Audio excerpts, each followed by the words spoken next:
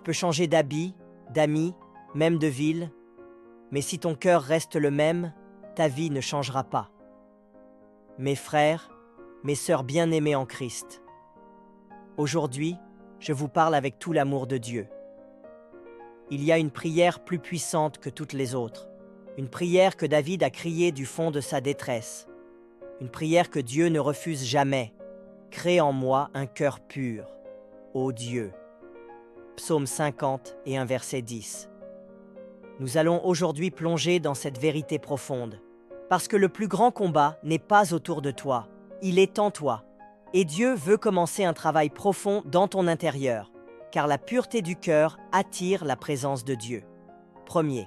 Pourquoi demander un cœur pur? Parce que ton cœur est la source de tout ce qui sort de toi. Jésus l'a dit dans Matthieu 15, verset 19. Car c'est du cœur que viennent les mauvaises pensées, les meurtres, les adultères. Si le cœur est malade, toute ta vie est désordonnée. Mais si le cœur est pur, la lumière de Dieu peut rayonner à travers toi. 2. Un cœur pur, c'est un cœur sans masque. Ce n'est pas un cœur parfait, mais un cœur sincère.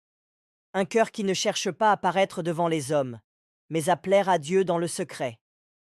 Un cœur brisé, honnête, humble, qui reconnaît ses fautes et qui dit « Seigneur, je suis faible, mais je te veux plus que tout. » Troisième, comment Dieu purifie notre cœur? Par sa parole, Jean 15, verset 3. Déjà vous êtes purs, à cause de la parole que je vous ai annoncée. Par le feu de l'Esprit, il passe parfois par l'épreuve, non pour te détruire, mais pour enlever ce qui te pollue. Comme l'or passe par le feu pour être purifié. Quatrième, que dois-tu faire? Reviens à Dieu avec sincérité. Confesse tes fautes avec humilité. Passe du temps dans la parole. Laisse le Saint-Esprit travailler ton caractère. Évite ce qui souille ton âme, les conversations vides, les images impures, la jalousie, la haine, l'orgueil. Tu ne peux pas demander un cœur pur et nourrir ton esprit avec ce que le monde vomit. La pureté commence par ce que tu laisses entrer dans ton âme. 5. Et quand tu as un cœur pur? La Bible dit dans Matthieu 5, verset 8. Heureux ceux qui ont le cœur pur, car ils verront Dieu. Tu verras Dieu agir dans ta vie. Tu verras Dieu dans ta famille, dans tes décisions, dans ton quotidien. Il t'éclairera, il te guidera. Frère, sœur, aujourd'hui, fais cette prière avec foi. Ce n'est pas une prière de faiblesse, c'est une prière de transformation. Parce que lorsque Dieu crée un cœur nouveau en toi, c'est toute ta vie qui change. Prière. Seigneur mon Dieu, je viens devant toi, non pas avec des excuses, mais avec un besoin profond. Change mon cœur.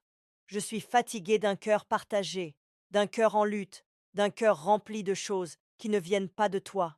Je te demande aujourd'hui, comme David l'a fait, crée en moi un cœur pur, ô Dieu. Renouvelle en moi un esprit bien disposé. Brise en moi ce qui doit être brisé. Enlève ce qui t'attriste. Arrache les racines d'amertume, d'orgueil, de jalousie, de colère, et plante en moi l'amour, la paix, la vérité, l'humilité. Je veux te ressembler, Seigneur. Je ne veux pas simplement faire bonne figure devant les hommes. Je veux être vrai devant toi. Purifie-moi par ton sang. Sanctifie-moi par ton esprit, restaure-moi par ta grâce. Et à partir de ce jour, Seigneur, conduis-moi dans tes voies. Fais de mon cœur un lieu d'adoration, un sanctuaire de ta présence. Je t'appartiens, corps, âme et esprit, et je te dis merci, parce que tu es fidèle pour m'écouter et me transformer. Au nom puissant de Jésus-Christ. Amen. Frères et sœurs, si cette prière vous a touché, abonnez-vous à cette chaîne. Chaque jour, nous prions, nous méditons et nous grandissons ensemble dans la présence de Dieu. Activez la cloche, partagez autour de vous et que la paix du Seigneur vous accompagne partout où vous allez.